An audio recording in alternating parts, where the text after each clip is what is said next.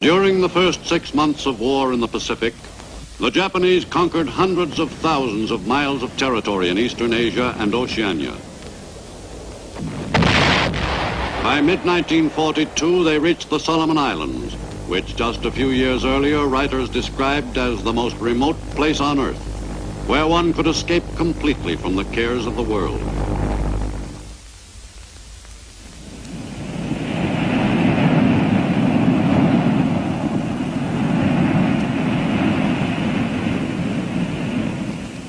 To the Japanese, Guadalcanal was a most desirable piece of land. Using that island as a base, they might well succeed in severing the lifeline from the U.S. to Australia. But in June 1942, to Japanese troops who occupied Guadalcanal, it was just another island conquest in their southward advance. The forces of Imperial Japan had been overwhelmingly successful in their ambitious campaigns during that first half year of all-out war. In Washington, the government's concern over Japan's domination of Eastern Asia and the Western Pacific was voiced by its last ambassador to the Japanese Empire, Joseph Grew. I know by long experience of the overweening ambition of that Japanese military machine, of its great strength and power, of the intensiveness of its training over long years for any kind of fighting, of its fanatical determination. I know what it aims to do to these United States. I have had ample evidence of the work of those barbarous hordes, first bombing, burning, bayoneting, and then, when masters, raping, torturing. Our country is today in peril. Believe me, for I know. It must and shall not happen here, and yet it will with mathematical certainty happen here if we lose this war. The combined chiefs of staff in Washington were prompted by the enemy threat to the vital U.S. to Australia lifeline to schedule a quick counterblow designed to stop the aggressors short in the South Pacific. In late July 1942, the 1st Marine Division embarked from its advanced training area in New Zealand. The division, under the command of Major General Alexander van der Grift, was hurriedly loaded aboard the transports on the attack force.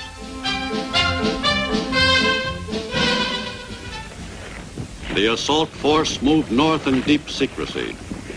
For the first few days, the seas were placid, but this condition was not to prevail for long.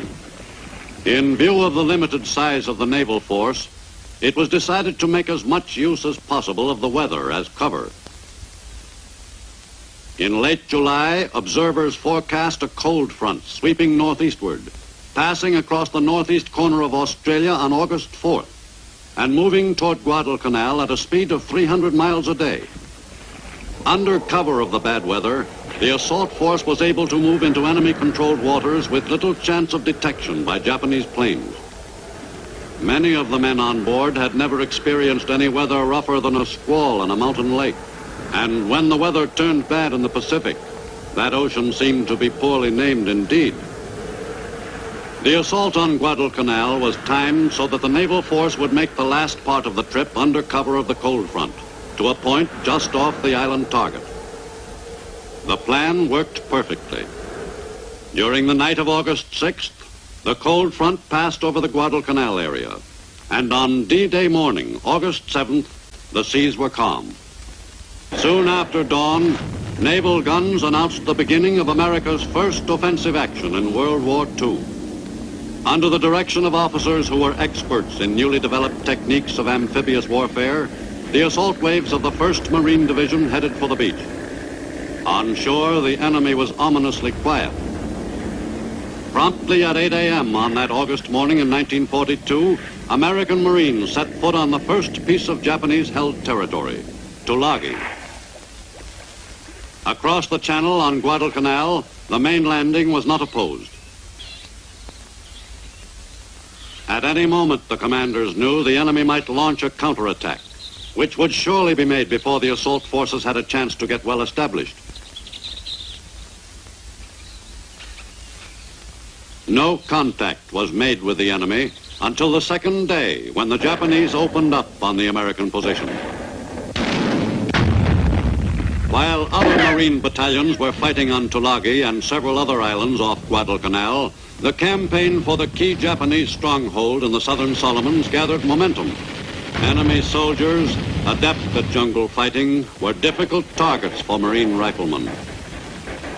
This was the first experience for American fighting men in a new kind of warfare. By nightfall of the second day, August 8th, the Marines' beachhead extended less than a mile inland and 4 miles along the shore. But at least they had a foothold.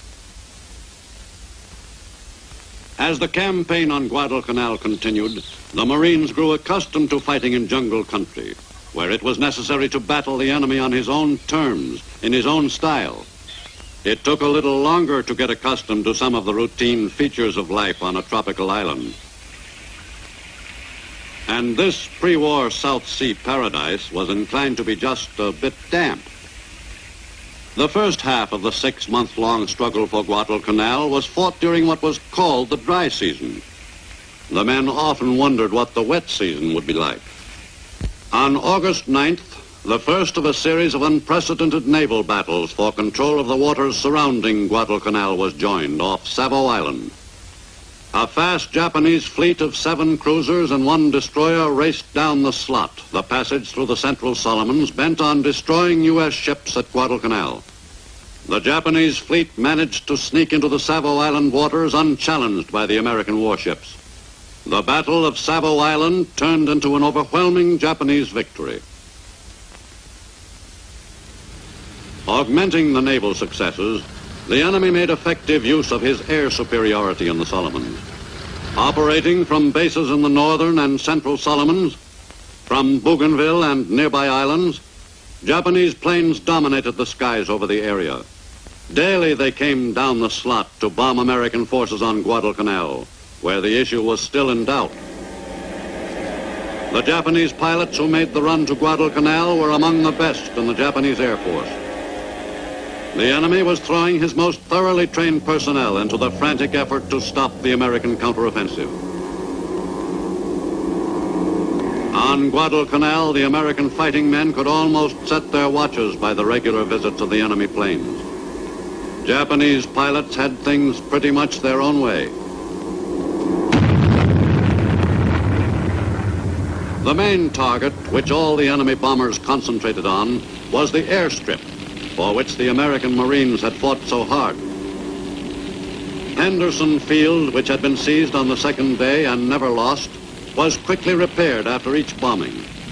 The few American planes on the island took a steady beating. From forward bases on American-held islands, U.S. fighter pilots took off to battle the enemy in the Solomon skies.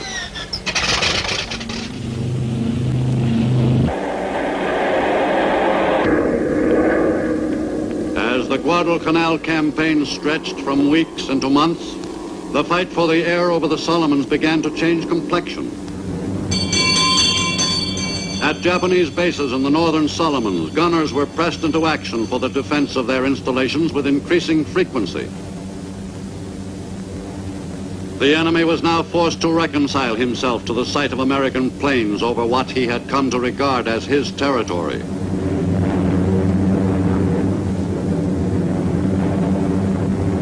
U.S. bombers began to plaster Jap air bases in the northern Solomons regularly. These attacks on enemy positions in the northern Solomons helped lessen Japanese pressure on Guadalcanal.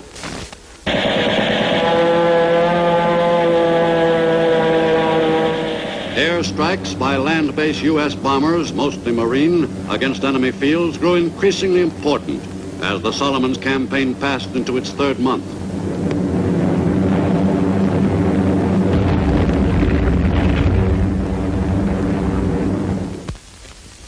On Guadalcanal, Marine commanders were helped materially by information supplied by friendly natives. Officers like Raider Colonel Evans Carlson received hearty cooperation from most of the Melanesian inhabitants. During October, U.S. forces fought off counterblows by a stubbornly resisting enemy.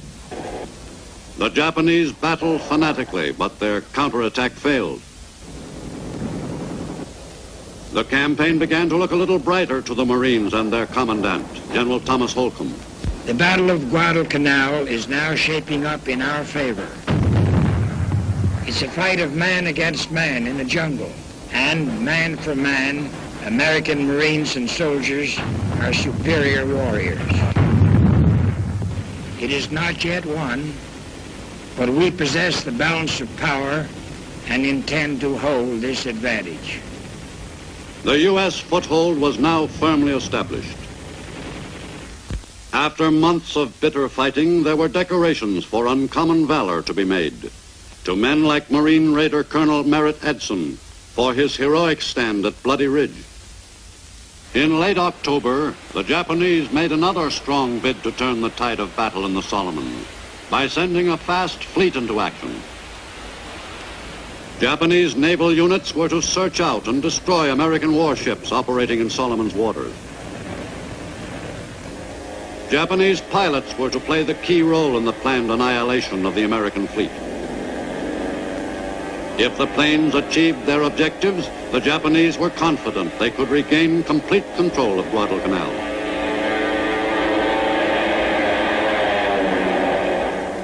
After 2 days and nights of preliminary sparring, the Battle of Santa Cruz was finally begun in earnest on October 26th. This naval engagement followed the new pattern of Pacific naval warfare, with the planes functioning as the principal attack weapon, and the ships zigzagging to keep out of the enemy plane's sights.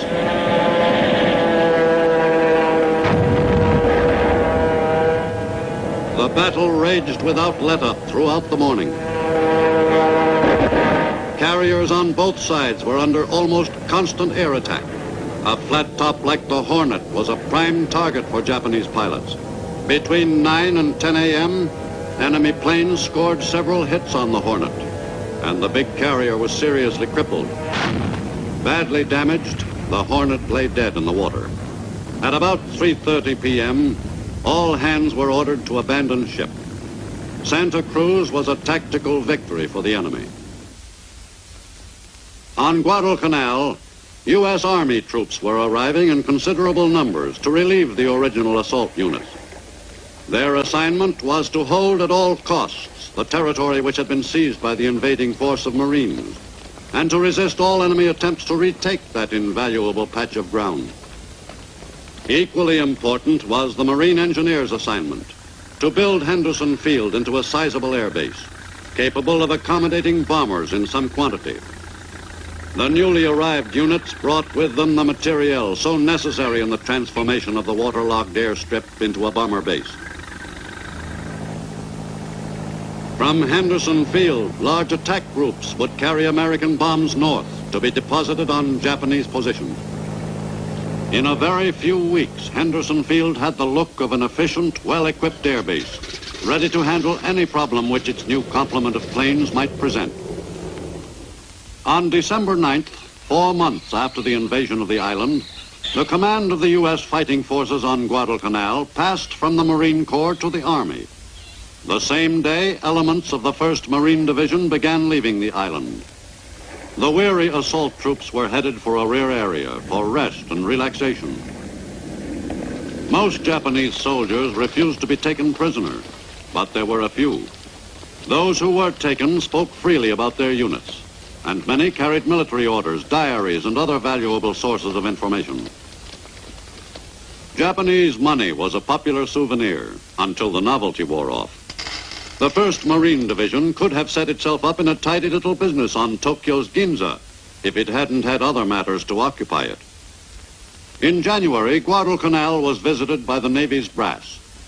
Secretary of the Navy Frank Knox had made the long trip from Washington to see for himself how well the sailors and Marines were carrying the fight to the enemy. Admiral Chester Nimitz, Commander-in-Chief Pacific Fleet, and Admiral Bull Halsey were also in the party. Captured enemy equipment proved particularly fascinating to Halsey. The tour of inspection of the area seized in America's first offensive impressed the visitors with the capabilities of the fighting men under their command. Guadalcanal was termed officially secure on February 9, 1943. From an area of only a few dozen square miles, American soldiers and Marines held control of the island.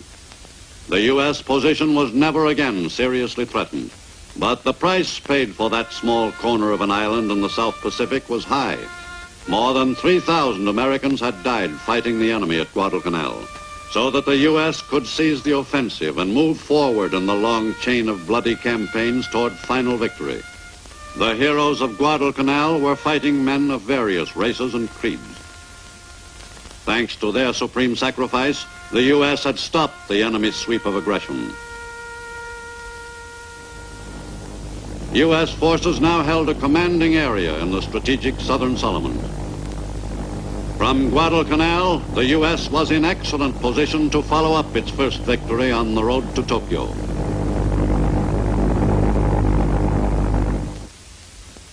But although the U.S. had won an important position in the Solomons, the enemy still controlled the major part of the island chain.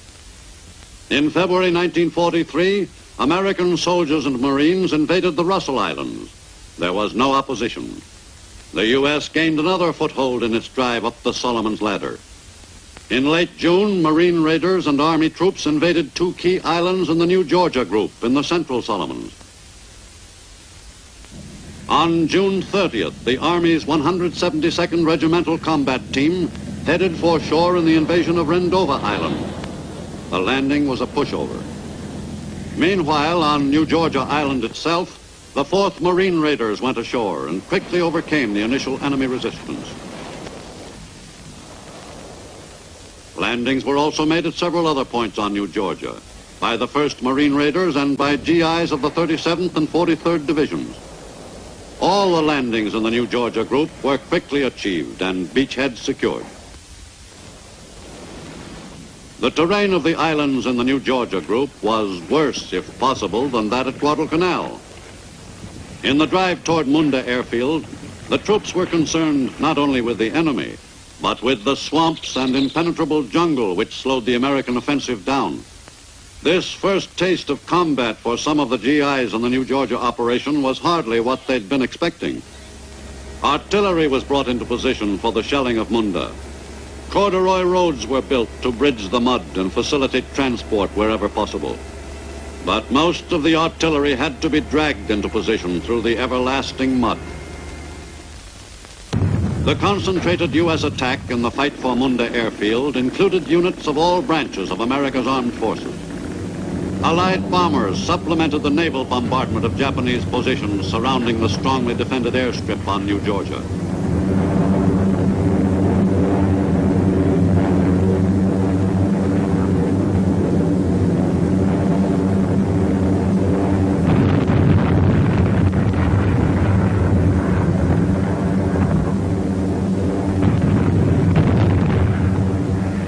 For 5 weeks, the embattled Munda area held out against everything that U.S. forces could pour on it.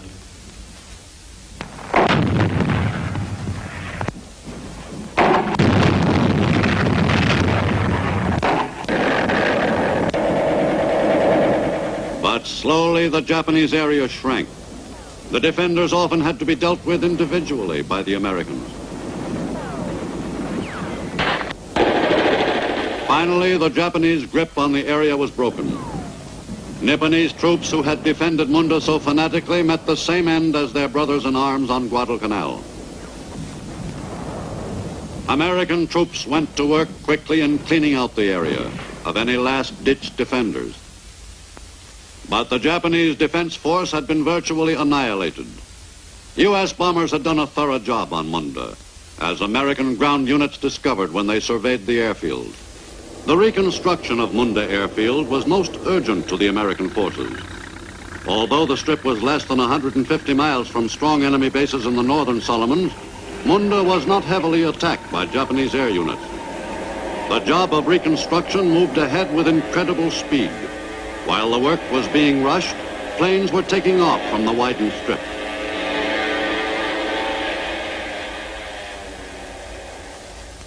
Meanwhile, at sea, another major battle was joined at Kula Gulf during the first week of July.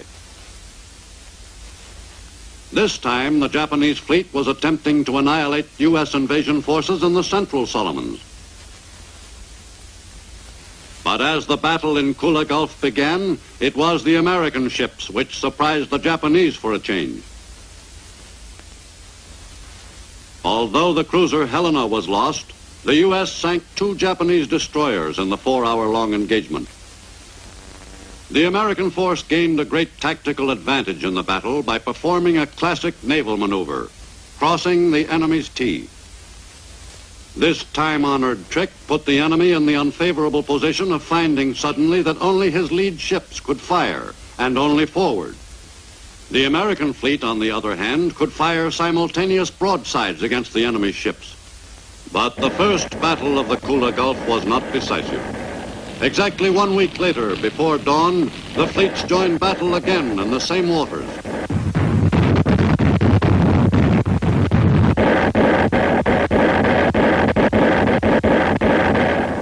In the second battle of the Kula Gulf, the U.S. fleet suffered the loss of 1 destroyer. But in addition, 2 of her fast cruisers were seriously damaged. The Honolulu had taken several torpedoes in her side. The St. Louis was also hit by a Jap fish in her bow at the height of the battle. The enemy fleets had inflicted heavy damage in several major naval battles in the waters off Guadalcanal between August 1942 and February 1943. This series of bitterly fought engagements in the seas of the South Pacific marked a new era in the naval history of the world. The final tabulation of the naval battles off Guadalcanal indicated almost a draw. But Japan in particular could not afford the losses sustained by its navy in the Solomons. On August 15th, 1943, American soldiers and Marines invaded Vella La Vella, still farther up the Solomons ladder. U.S. forces now controlled the Solomons area, almost to the shores of Bougainville. To relieve the original assault force, which had landed virtually without opposition, 2 New Zealand combat teams were sent to occupy Vella La Vella and stave off any Japanese attempts to wipe out the Allied beachhead. Some of the Kiwis in this unit had served with distinction in the quite different but grueling war in the Middle East. This was their first active appearance in the Pacific War. But in the months ahead, they and their countrymen were to play an important role in small, unpublicized campaigns in which enemy pockets of considerable size were involved. The Kiwis were tough fighting men, ideal for the war against Japan. The American position in the Solomons had improved tremendously by virtue of the increased range of its air power. Until mid-1943, U.S. planes in the Solomons were limited to targets within range of Henderson Field. But with Munda in American hands, U.S. bombers could hit Japanese positions anywhere in the Solomons. From Munda, U.S. planes soon took off daily in a series of coordinated attacks on key Japanese bases in the South Pacific. In addition to raids against the most important enemy fields in the northern Solomons, U.S. planes were preparing to drop thousands of tons of bombs on major bases like Rabaul, the enemy's South Pacific fortress.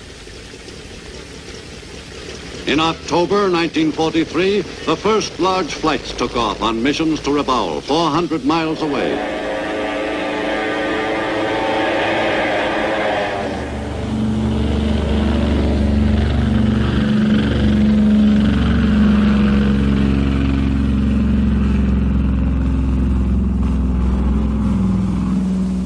From Munda airstrip, a much more formidable base than it had once been, U.S. planes headed north to neutralize Rabaul. As the missions to Rabaul continued, U.S. planes dropped the staggering total of nearly 2,000 tons of bombs on the Japanese bastion in 1 month.